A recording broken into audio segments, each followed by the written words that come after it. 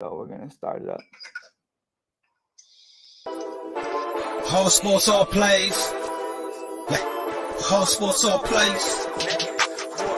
Whole sports all plays. 365, we making up plays. You talking the game, get you to the days. We're high in the court, the dime in the lane. Variety topics, living the same. All presentation, sports information. In the airways, taking the nation. All sport, all plays, like working your faces. Grace at the field, so tie the laces.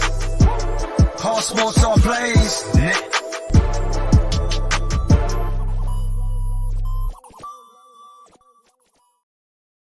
What is going on, everybody? This is Mike Hughes, and you are listening to Mike on the Mic on the ASAP Sports Network, All Sports, All Plays Network. Today, I'm sitting with a legend right now in Seattle, Dave Sims out of Seattle. He has been the sports play-by-play commentator for the last 14 seasons for Seattle. Dave, how are you today? Doing well. Good to see it. Doing a lot better, actually. Yeah. Coming off the COVID IL, man. Coming off the COVID IL tomorrow. Looking forward to that and get back to work. Hell yeah. And obviously, you know, if you can't see Dave, we're doing this over a call today. But we appreciate your time. Thank you for being with us here today. And I know this isn't a sports question, but how has the COVID IL been treating you? Have you been watching just a shit ton of baseball? How's everything been going?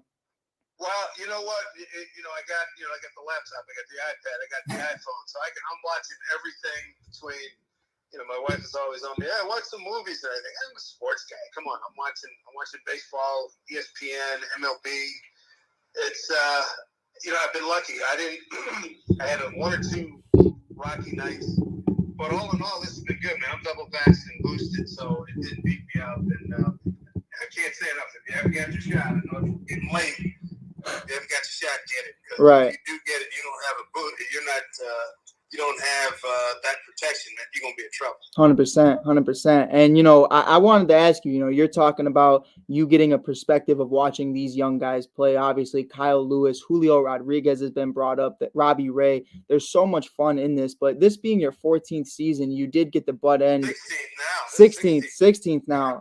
Pardon me. But, you did get the butt end of, the guy I'm repping on my hat right now, Ken Griffey Jr. on the kid. For you, Seattle hasn't really had that feeling since Ken Griffey. And we're really starting to get that idea right now of the kids they're producing and the kids that are coming up from the farm system. They're really good. And they're getting to the point to where Seattle might be able to turn it around and potentially even make the playoffs. For you, how much fun has it been watching these kids grow and watching them come up, and even Kyle Lewis winning Rookie of the Year? What has that been like for you, seeing Seattle Mariners be relevant in baseball again? Oh, it's been great. I mean, anytime you're relevant and you can make some noise and people, you talk to Alex Bregman and people like that, I say, dude, I like your club. You got a nice ball club over there. The last thing, when Junior was in his prime, I mean, that's ancient history. Right. He came back in 09 and 10. He was at the back end. He gave us a few moments. But, now that, it's been a complete reimagining, if you will, rebuild, and it looks like this could be the jump-off point, the windows open, all those kind of metaphors and everything. Right. Julio Rodriguez and Kelnick, off the rocky start, so is Bobby Witt Jr., so you just won't walk into the major leagues and just rip it up. But the pitching's been good. Starting pitching to this point has been good. They got 5 different looks. Bullpen's good. We just got to hit a little bit better right now. But, in the first week, pretty satisfied with the results given the weather the boys played in, and finishing up a homestand, getting ready to go to where are we going? We're going to Tampa, we're going to Miami, and we're going to Houston. So, we'll see what happens. We learn more and more each and every day, but it's exciting. 100%. And for you even mentioned that the Ken Griffey Jr. days, it was the back end of his career. But for you to be able to be a part of that and be a part of a man who I love the hat you're repping. It's my favorite day of the year, Jackie Robinson Day. For him to be able to create that idea and to create the idea of everybody wearing the number 42, what is that like to not only be able to work with someone like that, but to watch him while he, perfects his craft in front of you? You talking about Junior? Or you talking about Junior? Yeah. Well, yeah, I talked to Junior periodically. He hadn't been up here yet so far this season. I haven't even seen him in spring training. But, I wear the Jackie Robinson cap because after my dad, my parents, right. That's my, probably my number 1, number 2 hero, given what he did, most consequential man, easily maybe the most consequential man in American, and certainly baseball history, and certainly he, in the realm of American history, he's certainly in that that conversation. In terms of Junior, Junior's a good friend, and but again, that's ancient history, man. That's he's he owns part of the club now. He bought in. He's trying to get this team back and getting this organization back to where, for about a 3-4 year period, it was making, it was an impactful and really sexy baseball team to watch year in and year out. Just trying to get it's a slow process trying to get back there. 100%, man. And I commend you for everything you've done for the league so far. And I'm great friends with Jeremiah Paparaki of the Chicago Cubs. We actually played baseball together growing up. Was that the guy that's a PA announcer? Yeah, and I wrote him. Tell him I said, hey, I sent him a text. I think I sent him an email when he got the hookup. Was it last year? Year before? Yeah. Last? It was so crazy, good for man. him, man. It was so crazy. So basically, the way it went down, and not to keep you here too long, but me and him, we're diehard Cubs fans, so it's been rough for a really long time. And I work for the Chicago Cubs, and I just sweep up. I pick up peanuts in the morning. I do my thing. And he found out he was going to get the PA, the interview for it. And I told him, hey, man, you got to just keep pushing it, keep pushing it, keep pushing it. Here I am sweeping in the middle of Wrigley Field at 5 a.m. I see Jeremiah walking in, and he tells me he got the job, man. Man, that's awesome. We played high school ball together, bro. The guy is the class act, man, and I'm so happy for him. And he is a big fan of you, and we've discussed about you before. And it's just I'll definitely let him know what you said, but it is just please, man. We were just in Chicago. We played the White Sox. Obviously, we don't play the Cubs this year. Yeah. Next year with the schedule, we play everybody. So hopefully, when we come to Chicago next year, we'll definitely get together. That'd be great. 100%, man. And it's definitely one of those things, though. Being able to see not only African Americans get more job opportunities in the MLB, but a whole diverse of people. My favorite guy right now, obviously, I'm a little biased, Dave, but Seiya Suzuki. Being able to see Seiya and Otani and so many others get these opportunities before it was just Ichiro. You know what I mean? So now it's becoming a normal. And Julio Rodriguez, Fernando Tatis Jr., Ronald Acuna Jr., and many others. And I felt like the same thing we were talking about earlier, it all comes down to Jackie, and it all comes down to what he created, because without him, no doubt. It wouldn't have went at all. Well, here's the thing I always try to point out, too, is, we give Jackie Robinson all due credit. You got to remember one thing, April 15th, 1947, it wasn't a panacea. It didn't all of a sudden snap your fingers. Right.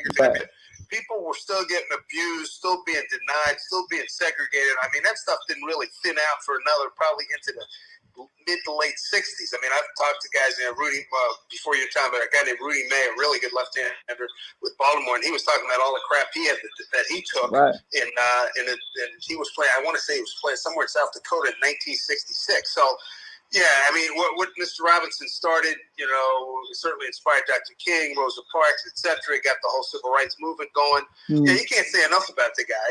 And but again, it wasn't a magic potion. It wasn't like Prince Charming kissing Sleeping Beauty and everything was all right the next day. You know what I'm saying? Right. So and keep that in perspective. There were a lot of fights that still had to be won. Right, and I feel like there still are a few fights that need to be won. And one of them, I don't like throwing this out there all the time, but especially with Shohei Ohtani, Stephen A. Smith, I respect him. I give him all the utmost respect, but he even made a comment, how can your franchise player, the face of the MLB, not be able to speak English? And it's one of those conversations where it's like, I know he didn't mean anything by it, but you're still fighting that battle every day because of that narrative. And we're slowly getting to that point to where, everybody has just been welcomed and soaked into the MLB. And it's been a beautiful thing. And I'm really excited to see how Ken Griffey Jr. and Alex Rodriguez and many others are trying to continue to make that better. But for you right now, I wanted to ask you, we were talking about COVID a little while ago.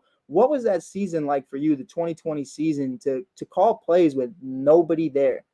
Oh, it was weird. It was like a bad movie script. And, even, home games, it's all sort of run together. I know last year, 21, the second half of the season, we worked our way to full capacity. 20 was really weird. I mean, it was almost 30 home games, did the other 30 in an empty stadium, which was really weird. I hope we never have to do it again. Yeah. And it was just, was unfathomable.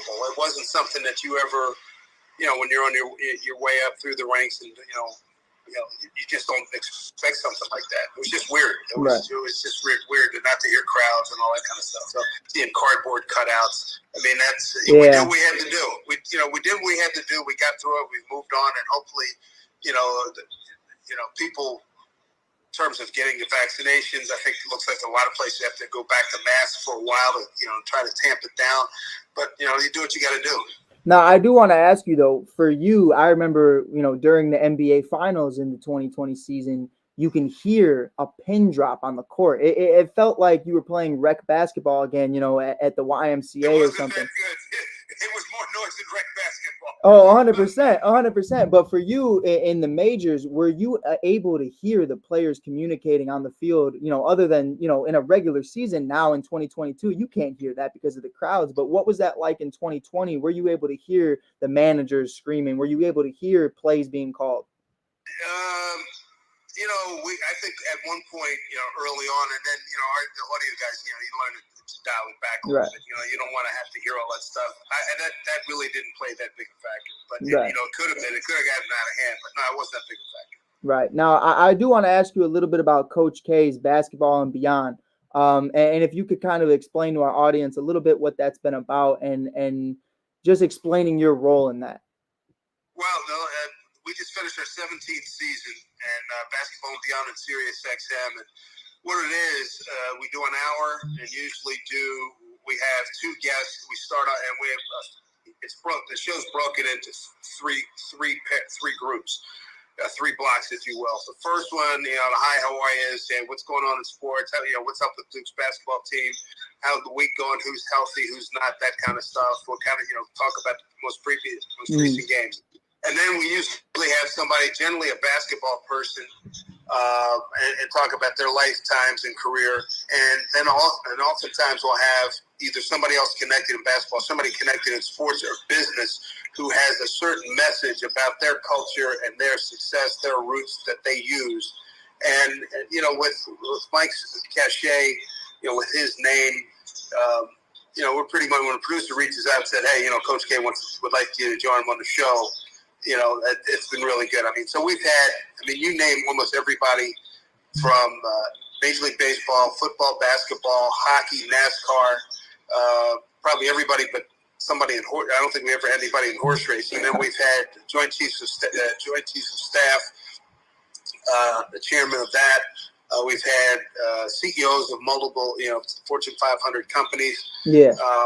We've had a few politicos. No, so it's been good. And Mike and I go back to 1977 when he was at he was a coach at West Point, and I was a newspaper writer at the New York Daily News. And we got to know each other. So flash forward some 20, 30 years later. He got an offer from then XM, XM satellite radio, which was competing with Sirius before they merged. And, and I've, over the course of time at ESPN, Westwood One, I've done a lot of Duke games. So, we had a friendship going and a relationship. And, we just finished our 17th year. And, he's moving into retirement, has moved into retirement.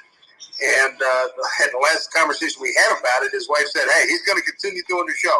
This will be a good platform for him. So I look forward to moving forward with the show. 100%. And what were your feelings towards retiring and towards the end of his era at Duke? I know how emotional it was for Coach K and what it meant for not only the players and former players. We saw JJ Redick crying during it. He's affected every person he's touched, and he's so great at what he does. For you, what has that experience been like with him, and how has he helped you grow? It was emotional because my wife went to Duke for post-grad work. So, there was a little bit of there was a connection there, and then I get the job. We started working together 17 years ago. So, sort of morphed right into it to a lesser degree. I sort of, if you will, a Subway alum of Duke. So, every time they would come to New York, anytime they come to the Garden, they always sell out the Garden.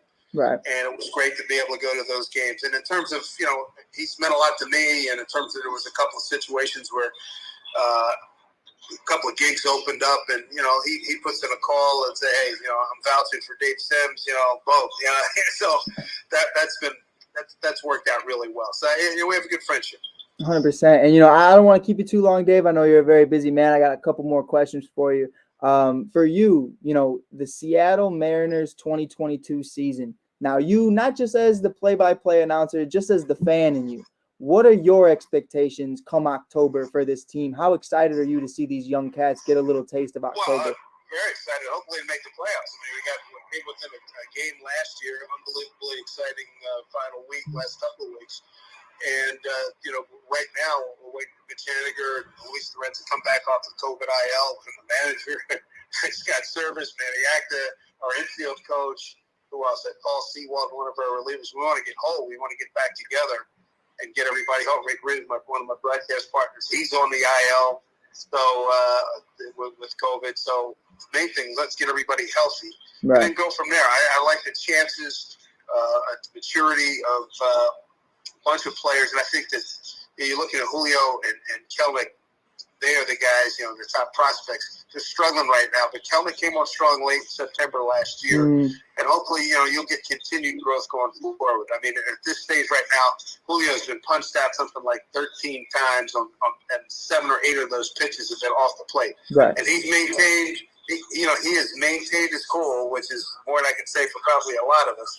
So I like our chances to we're going to compete like hell, and I think we have a good chance to make the playoffs, especially this year since it is expanded. Yeah. 100%. And my last question for you, for the people who aren't following the Seattle Mariners right now, aside from Kyle Lewis, Julio, and everybody else like Robbie Ray and all them, who is your dark horse right now that you would tell the average fan, hey, you should be on the lookout for this kid. He's going to surprise a lot of people. Well, I don't know how much of a surprise it is because he's a solid player. Adam Frazier at second base. J.P. Crawford's won a Gold Glove. He's hitting better than he's ever hit before. Those two guys are up the middle. And hopefully, you mentioned Kyle Lewis a couple, 3 times. He's still working his way back from the knee injury. So hopefully at some point we'll have him back and he'll be able to contribute as a DH and occasional corner outfield. So, we'll see what happens. If the bullpen can stay where it was, the bullpen was one of the best in the game last year. Right.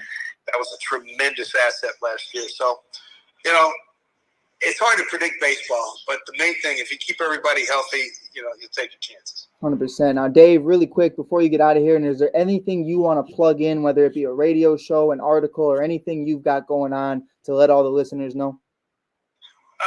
Not really. I'm still my website is down for the time being, but that'll be up at some point, and I look forward to getting that.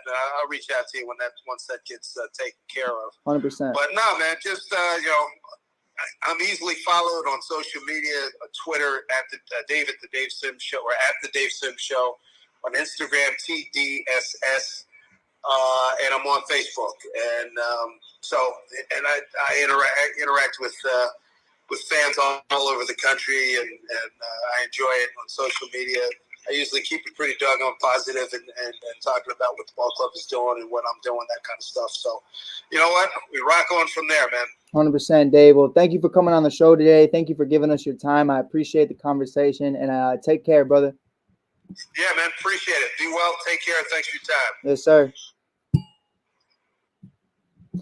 Thank you guys for watching the ASAP Network. This has been Mike Hughes. I'm happy to be back. Freddie Henderson, Jay Ness, everybody else on the ASAP Network. I missed y'all. I love y'all. And we out of here right now. But Mike on the mic, ASAP Baseball, ASAP in the morning, wherever you want to find me, baby. I'm going to be there. Just let it know. And hey, Joe McConnell, I missed you the most.